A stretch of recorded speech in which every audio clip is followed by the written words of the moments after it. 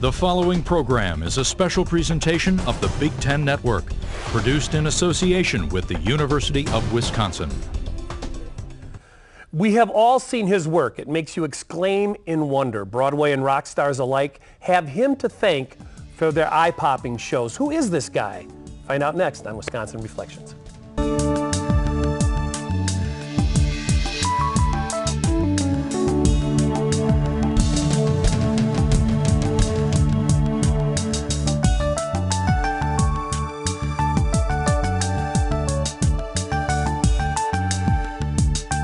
He was an undergrad protege of UW theater lighting great Gilbert Helmsley, whose famous, luminous personality and talent caused a eureka moment for this young student.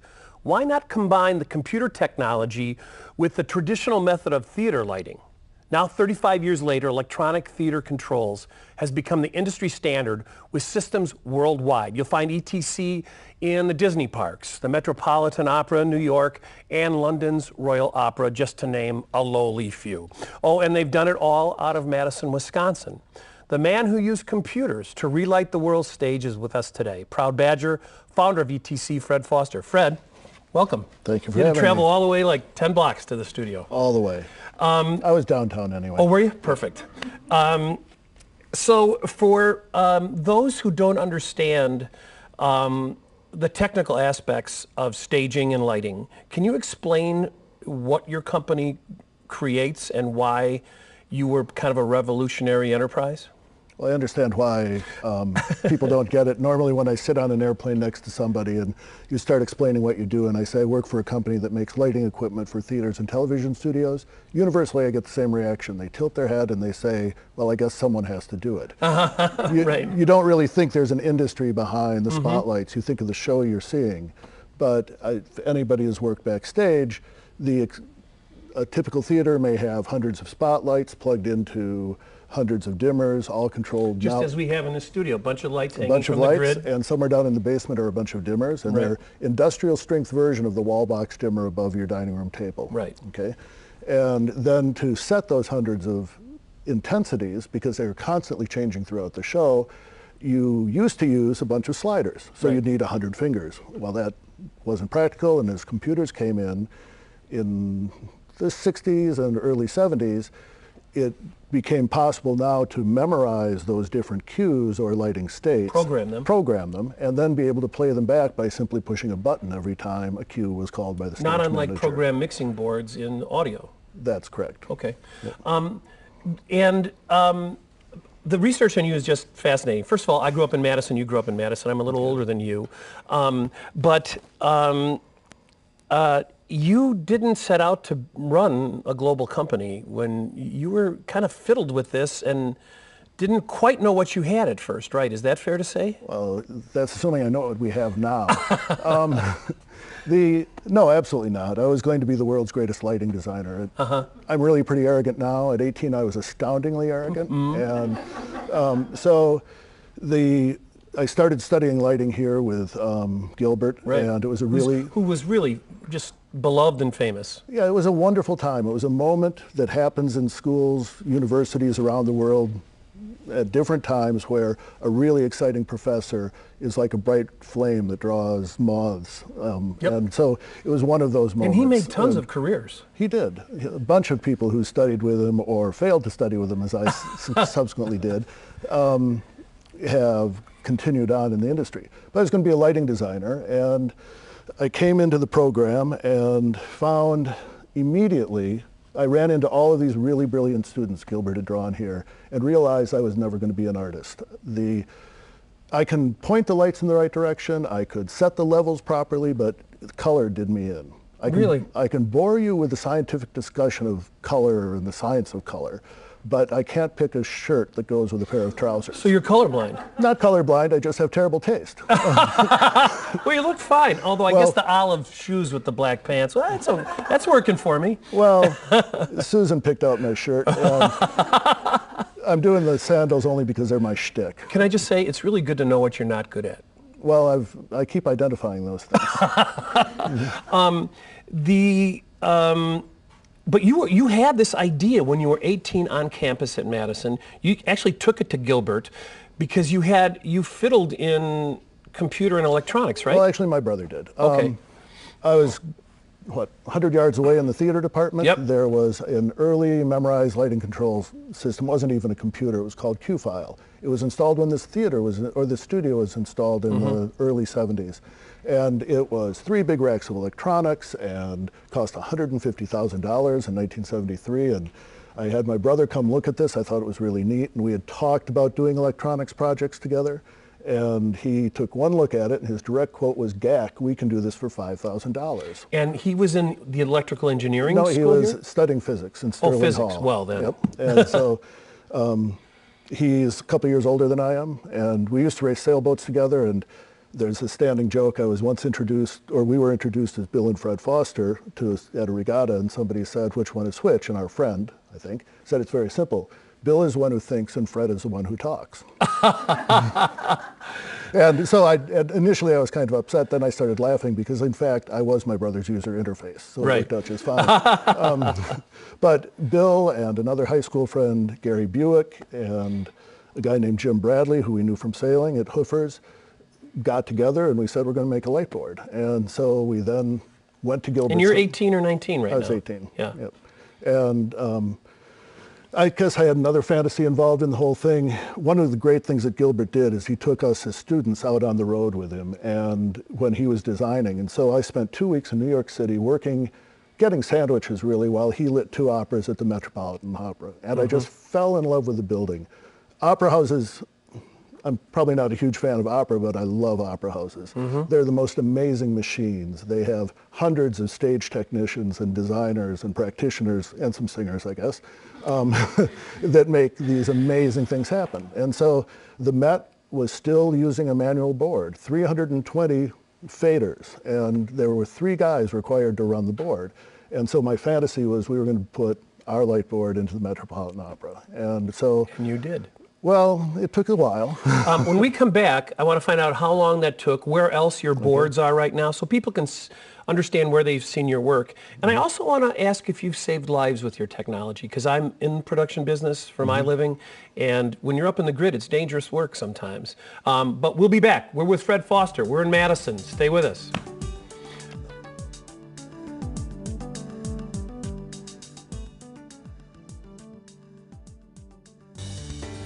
This program is a production of the University of Wisconsin-Madison. If you have comments about this broadcast, please email them to programming@uc.wisc.edu. Where others saw lumber, we recognized a treasure. Where others saw the night, we chose the stars. Where others saw pieces, we unlocked the puzzle that could mean the end of paralysis and cancer.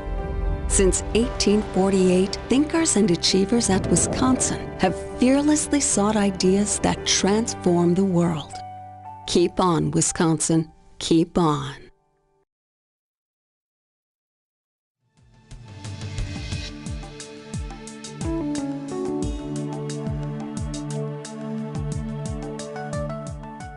We're back in Madison with a guy who at the age of 18 in Madison decided that he would combine computer technology with theater lighting, and now he lights the biggest stages in the world. Fred Foster's with us. Fred, where is let's say you're sitting at home and people are saying, okay, I kind of get it. Could you kind of tick off some places where your work is regularly seen or where they might have seen it on television so we understand what we're talking about? Oh, one that's very topical is Glee. If you look at any of the production numbers of Glee, and they've got the lights silhouetted above the stage, you can, if you're trained. That's all your stuff? It's substantially our stuff. I trained both my children to identify a Source 4 spotlight at 100 yards. Right. So they call me up periodically and say, hey, Dad, I just saw a Source 4 on something or other. We have seen, well, the big venues, the Metropolitan Opera House eventually, most high school theaters in America, the Bolshoi, they're renovating the Bolshoi and they're going to put in a lighting system of ours. So the stuff pops up all over. Do they use your technology for touring shows as well, rock shows or touring theater shows? Less and less over time. Rock shows have become mainly automated lighting, where it pans and sweeps and changes color. Yeah, like big helicopter stuff. While we do some of that, we really have continued to concentrate on what would be called legitimate theater And or cue-driven television, stuff. where, well, rock and roll shows have now become cue-driven, but it's a different style of lighting that we really haven't focused on in the last several years. So how many employees do you have worldwide now? Just about 700. And how many offices worldwide? Oh, this takes account. Our headquarters are in Middleton, outside of Madison. Then we have New York, Hollywood, Orlando, Hong Kong, London, Ada in the Netherlands, Holzkirchen in Germany near Munich, and Rome. So and we own part of a company in Paris. Okay. What I find fascinating is that you came out of this wonderful little cultural stew that is Madison. Your dad was a UW professor. You were a Badger brat. Your mom worked on campus. And you got to, did you ever finish your graduate? Not so much. Okay. And neither did Gates, neither did Zuckerberg. So yeah, you're they good did company. better than I did. But your company, to a certain extent, feels like a creation of the great little cultural stew that is Madison. It's, and frankly, what the campus gives Madison. The presence of Gilbert, being able to take some of his courses, and then this cross-disciplinary combination of sciences and the arts, and boom, you have a company when you had no intention of starting a company at first. It doesn't seem like. You just did it to see if you could do it, right? Well, we had dreams of being rich, and that didn't pan out for many, many years. I think the university created an environment that we weren't afraid to try anything, and certainly we were able to use our first products and black the Union Theater out several times. And you blacked out Disney too. It's really exciting to black out Disneyland. They don't seem to like that very well. No, I can imagine that. No, I bet you there was a lot of scurrying when that happened. Well, there was a lot of finger pointing, and luckily I was a contractor. So, oh, good. Actually, it's amazing some of the venues we've been responsible for blacking out over the course of time. Many times it was intentional, maybe not. The university was a great opportunity. So many of the people that work for the company have come from the university. One of the stories I was telling just recently, or thinking about just recently, is we acquired a company in Texas, and we brought some of the people up. And there was one fellow who came up. He was an electronics technician, and he wanted to get into research and development, and we thought he had the chops for it. And he came up. He started working in engineering and went back to the university, and now he's one of our best programmers. And his son wears a Badger shirt. So it works perfect. out. We've gotten rid of a Longhorn. Oh, yeah, that's right. Yeah, got him from Austin. You're kind of a poster child for the Wisconsin idea. For many things, I'm sorry. Well, for blacking out big cities. But this Wisconsin idea where you take the technology, the culture, the intellectual freedom of the campus and export it to the broader population. You've created 600 jobs. You've created a lot of revenue. You've helped relight, stages all over the world. And it's kind of like the intellectual environment on campus help create your company. I mean, is that a fair thing to say? I think it is. I think that the growing... No hyperbole? Well, a bit, but it is Wisconsin Reflection. Right, so exactly, right.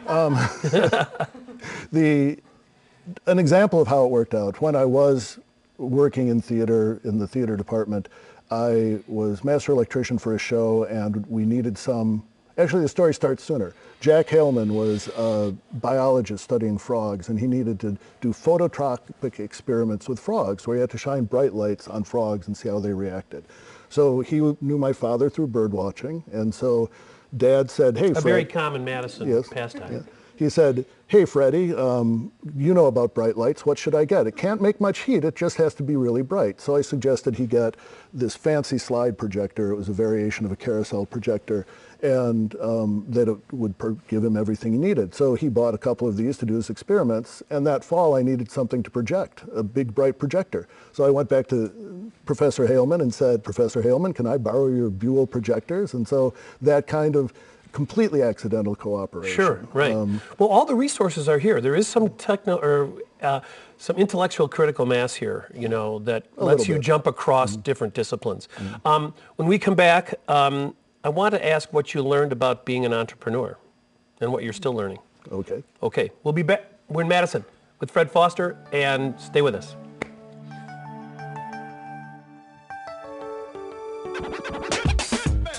Great People is our campaign for need-based scholarship aid. It's the key to the long-term well-being of the university as a whole. In 1970, tuition cost about $500. Today, it's about $9,000. We don't want UW-Madison to be a university that is deemed to be out of reach. The Great People Scholarship gives students a chance to succeed in life. Support the Great People Scholarship. Visit uwgreatpeople.org.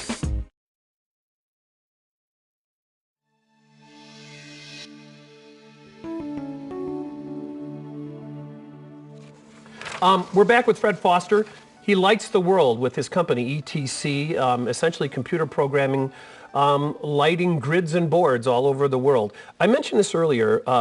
I worked in broadcast as a producer at ABC and CBS, and have my own little shop now here in Madtown. We shoot all over the world. But lighting can be a dangerous business. Curtis Mayfield, a great blues artist, was injured, never the same after being hit by a light that fell from a grid. Jimmy Buffett just took a header off a stage in Australia, maybe blinded by the lights a little bit, although it wasn't directly a lighting thing. Have your systems made lighting safer? I don't think we've killed anyone. That's good.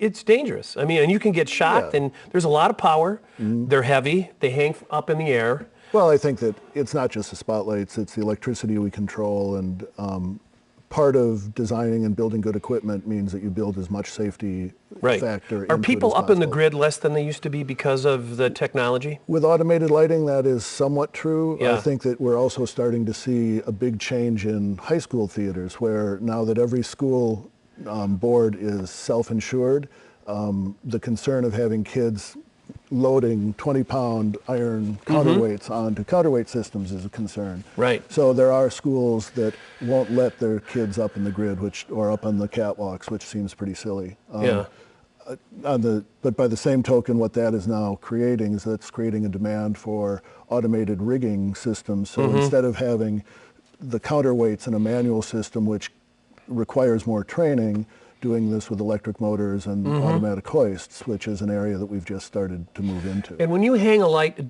do your systems also move the lights? Is it just we have a dimming product cues, color cues? We have a product called Revolution, which is an automated spotlight that pans and tilts and changes color.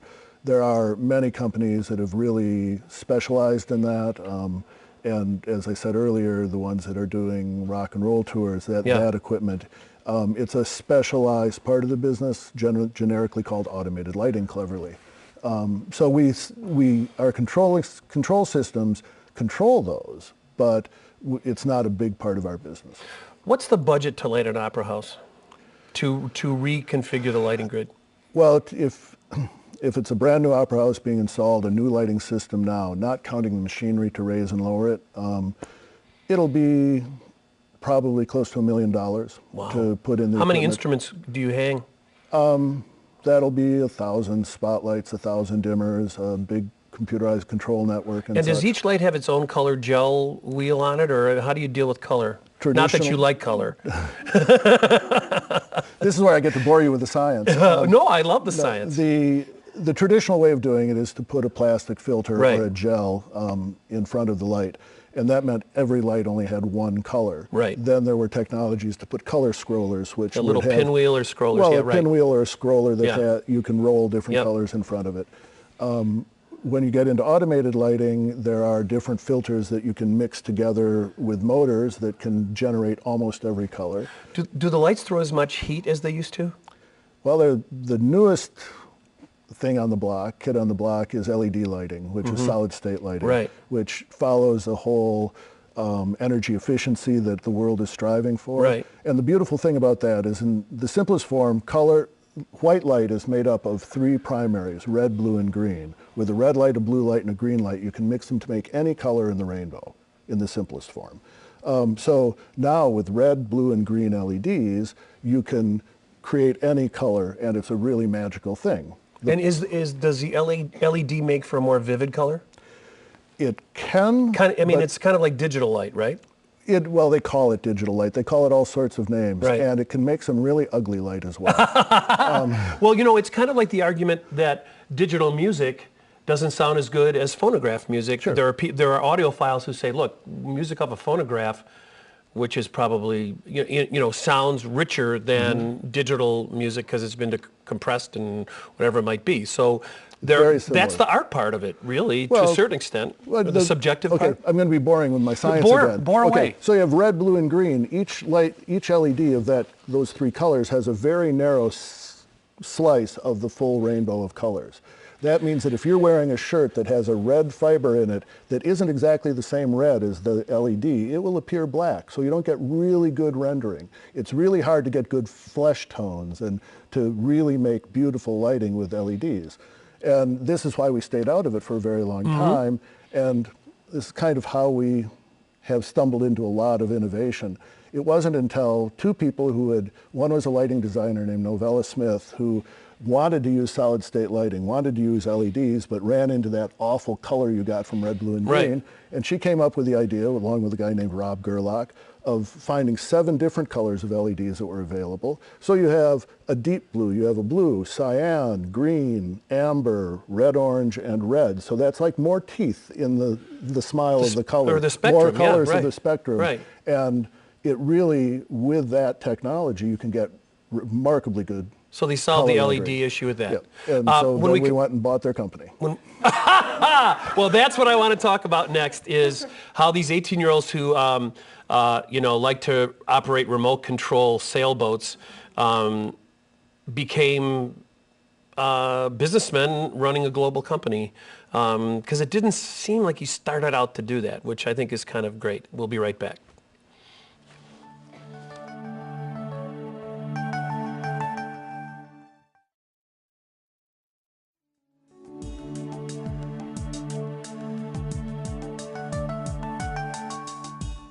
We're back in Madison with Fred Foster, who, like me, is actually a townie, grew up in Madison.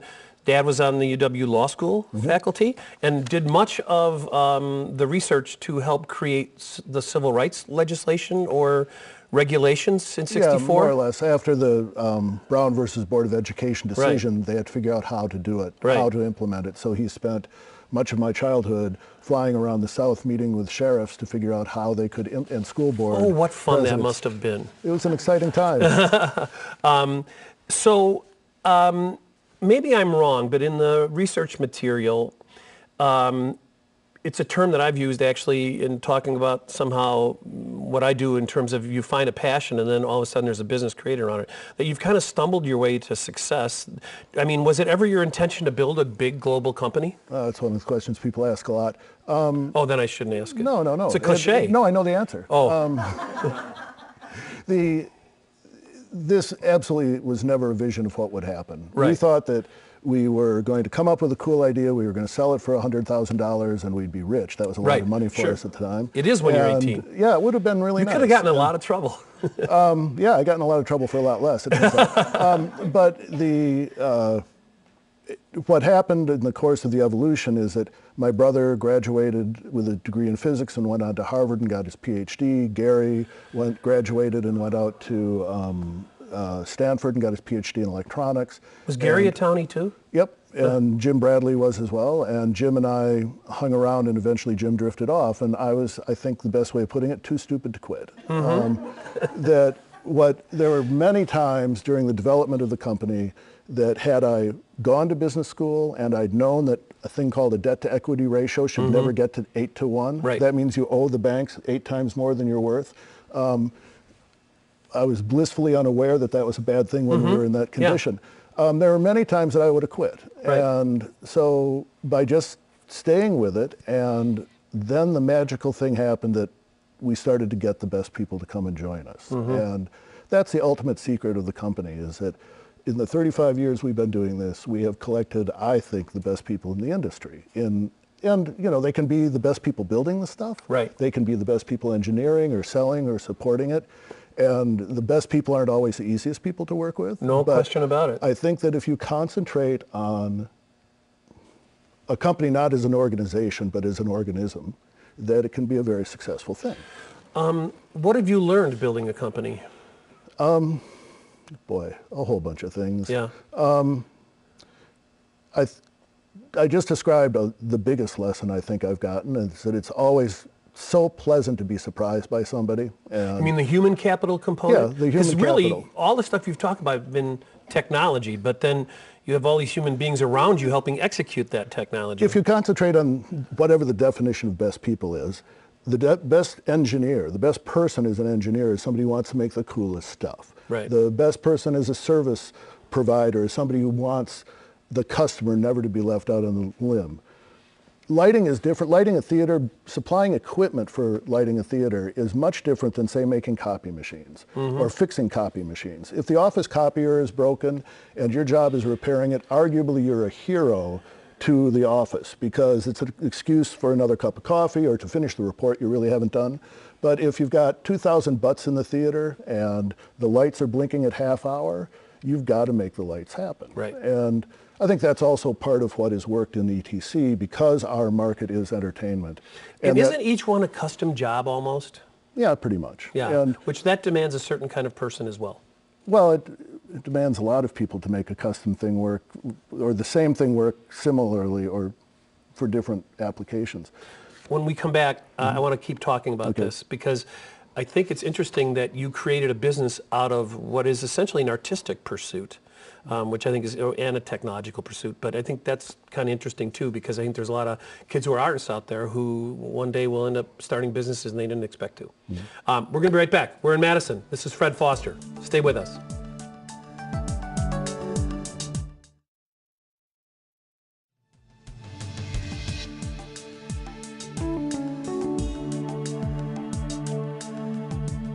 We're back in Madison. Our guest is Fred Foster. A kind of a Wisconsin grad, son of a faculty member. Grad is stretching it. But certainly a product of the intellectual stimulation on campus. He's created lighting design for some of the most automated lighting designs for some of the most interesting venues in the world. We have a couple pictures just to give people a sense of what you've created. And maybe we can look at them, you can talk us through them, just to give you a sense and also to help people appreciate what lighting does to a building and to a stage. Can we bring up one of the stills? Okay, this is the Palazzo Resort and Casino in Las Vegas. And so you did all the exterior lighting? No, I'm willing to bet that what we've really done in this are the interior showroom systems. Okay, got you. We do have systems that can control the lighting on the outside of buildings. Which is a big business in Vegas. It is a big business in Vegas and in many cities. Yeah. And it's an interesting question whether, as an artist, you should go back to a building that was designed 300 years ago and then light it with LEDs. You know, there's a question who's controlling whose art. Is that like coloring black and white film? Arguably the same issue. Yeah, yeah. Can we take another look at another still? I think this is a church actually in California. One of the surprisingly large markets for us are the evangelical churches in America. When you talk about our church market in our business in London, they look at you and say, huh? Right. Because lighting a cathedral in London means there are about 8 spotlights painted limestone gray, hidden up in the arches that are lighting the business parts of the church. Yeah, right. But the major churches, this really started with a Crystal Cathedral type of program. Well, some religion is show business. Well, they're huge performance venues. Right. And so the lighting in this case is done to support their worship mission, I think is a good word for it. Okay. And it's a very important part of our business. Ritual and show is a part of every religion. Let's take a look at one more still. I think this is an opera house in San Diego. Yeah. And as we look at this picture, obviously everything on this is lit. You've got a light for this guy, you've got light for the extras and the dancers and the grid and the psych. And I mean, there will be probably 1,200 lighting sources, spotlights and psych lights to light what we're seeing here. Yeah. And then there will be some that are manually operated, the classic follow spotlights. Yeah. So to have him come out from the background, there are a couple of arc spotlights from the front with stage hands. Do you have cue lights on for their marks on the floor as well? They do Is it that. still It's with not- duct tape? No, well, it's everything. Yeah. You can usually tell how it's done by when they during a blackout, you can see the glow tape on the floor. Gotcha. When we come back, if you would you be willing to take some questions from the audience? Absolutely. Some of them aspiring lighting designers. And I do want to talk about two other things. Gilbert Hemsley, and then also your spotlight. Okay. Your prize hog at the fair, which is found everywhere. Exactly, right here. We'd like to find out, well, that's very light. We're going to be right back. We're in Madison. Stay with us.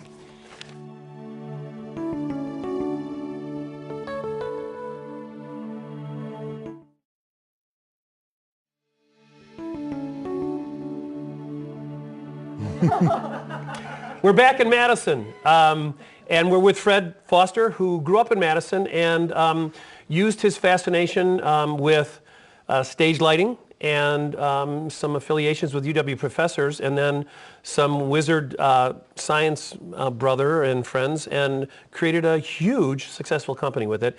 And we've got some students and folks in the studio, so would you be willing to take a question? Absolutely. Swing away. Who's first? I guess I'll Stand go up. first. Give us your name. Hello, my name's David. My question, hopefully without giving away any company secrets at this point, would be what would be some sort of some of the innovations we might be seeing in some of the lighting products that your company might be coming out with? Okay, I've got a good answer for that, I hope. In the history of lighting control, which is really what my career has been, it started out that you're just adjusting the intensity of spotlights that are pointed in the same direction. So there was a tremendous amount of work done in the computer systems to have very subtle changes of lighting. So you can have a sunset that takes the entire half act of an opera, partway through or a show, somebody turns on a light switch and the lights come on. That actually requires a lot of very sophisticated work and cueing.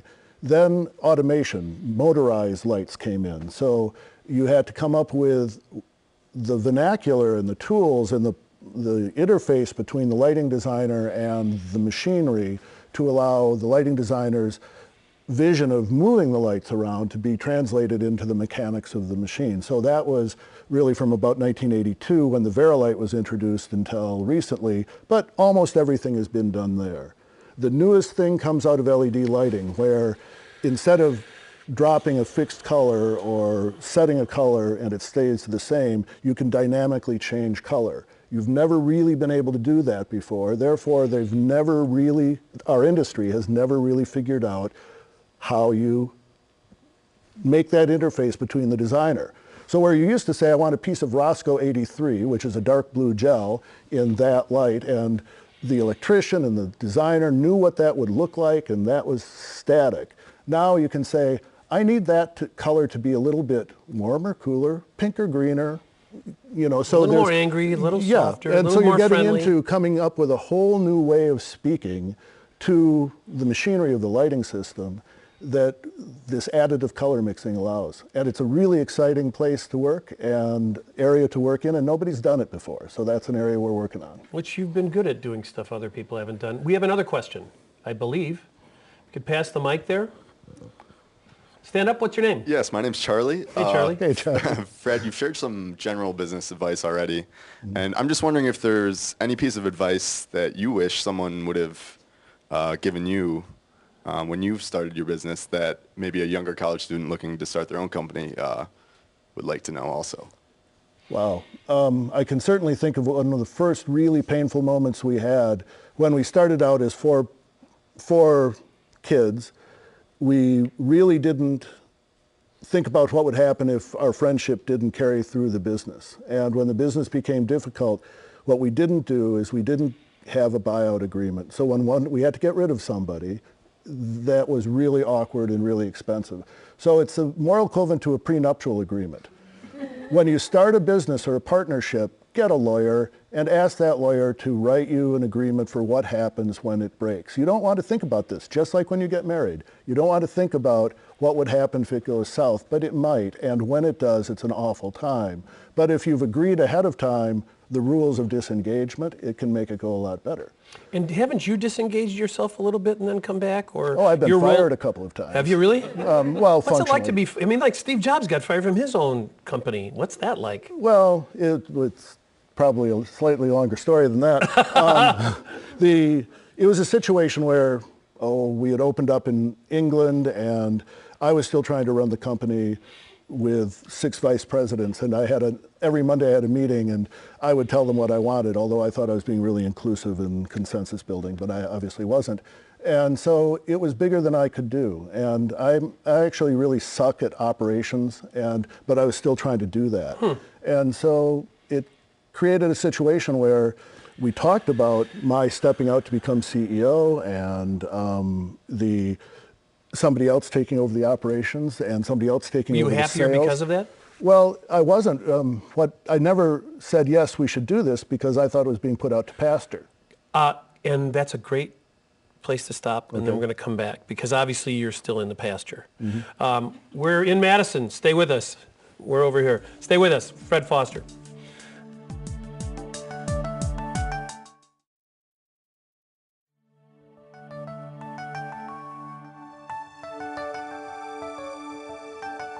We're back in Madison with a real interesting guy, Fred Foster, whose company, ETC, creates the magic of lighting for stages all over the world.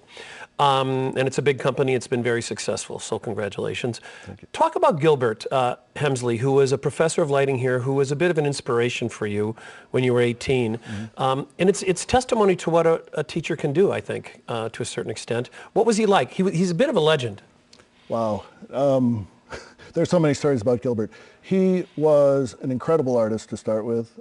He was an incredibly sensitive person towards people. Having said that, working with or for Gilbert was not always, you didn't really feel the love all the time, because his expectations were incredibly high, incredibly professional. When we would mount a show here, we would try to do it the same way he did it on Broadway. We would do cardboards, we'd pre-rig the whole thing, we'd try to get into the theater as quickly as possible and get out as quickly as possible. And that's just from the technology side. From the lighting side, from the artistic side, the challenges were immense. The people he drew were spectacular. Do you know how he made his way to Madison? Well, he got an MFA from the Yale School of Drama, which is the school primo, of drama, the primo place. He was carving his way into the professional Broadway design community, working with a woman named Jean Rosenthal, who was really the first significant lighting designer. And he took a job for himself instead of for her and got thrown out of that group, and he came to Wisconsin because he thought he'd never work again professionally. Wow. And so he thought he'd retire and teach. And so he came here and started teaching, drawing kids, taking us out on the road with him. So he had free labor, clever. Right. And started working with Sarah Caldwell at the Boston Opera and with Jack O'Brien at the Houston Grand Opera, and his career took off again. And he was a product of Broadway. I'm assuming you've installed systems in the Broadway theaters? They use a lot of our stuff, yes. Good. What's the state of Broadway these days? Well, I think you need a crash helmet at Spider-Man. Right. Yeah. And you know, Peter Schneider was just in town, who is a Madisonian, who brought Lion King to Broadway, some of the Disney productions. So Madison's Broadway busy is on Broadway. very healthy. I mean, it is. The whole revitalization of the Times Square area has made, and it is the tourist destination, and shows like Phantom and Lion King have been running for years and years and years. Right. And they measure this by how many theaters are dark. There are very few Broadway theaters dark, and there are shows queued up to go into Broadway shows. Have you done any lighting work for feature films? Well, because I think I need to correct one thing. We don't do the art. We make the paintbrush. We make the equivalent of the paintbrushes that the painter uses to paint a picture. So we make the tools, right? Our equipment it's hard to imagine any venue or any application that hasn't had some part of our equipment used for it. So do you do the sound stages in Hollywood? Yep, and right now there's really with the movie Lemony Snicket was one of the first times they did a different style of lighting. Typically in movies, they set up the lighting for one shot while the talent sits in the trailer. They bring the talent out, they shoot the scene as many times as they need to, they send them back to the trailer, and they set up the next setup. What they're doing now is that they rented 1 million square feet of studio space all over Hollywood and Southern California, and they built the whole set for Lemony Snicket, lit the whole thing so they could move Jim Carrey around and shoot the film in a much shorter period of time. How did it work out? For us, extraordinarily well. I mean, and the movie got okay reviews. Yeah. I mean, but the financial model's the concept worked very well, because what they ended up deciding is that our dimmer racks were the most efficient way of distributing the electricity around. And you needed to have all these different ways of plugging it in, but then we could make the lights dim too. Great. So it's really I want to find created out a some new way other of feature lighting. film credits if you have them. We're going to be right back. We're with Fred Foster.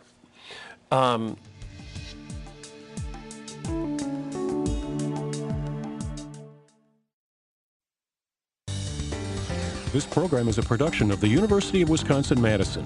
If you have comments about this broadcast, please email them to programming@uc.wisc.edu.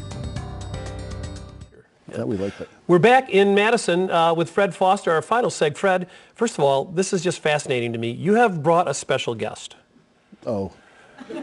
Now, this is your. You think I am? This no, but this is your. This is the prize hog at your fair, right? I mean, this has been one of them. Yeah. Right.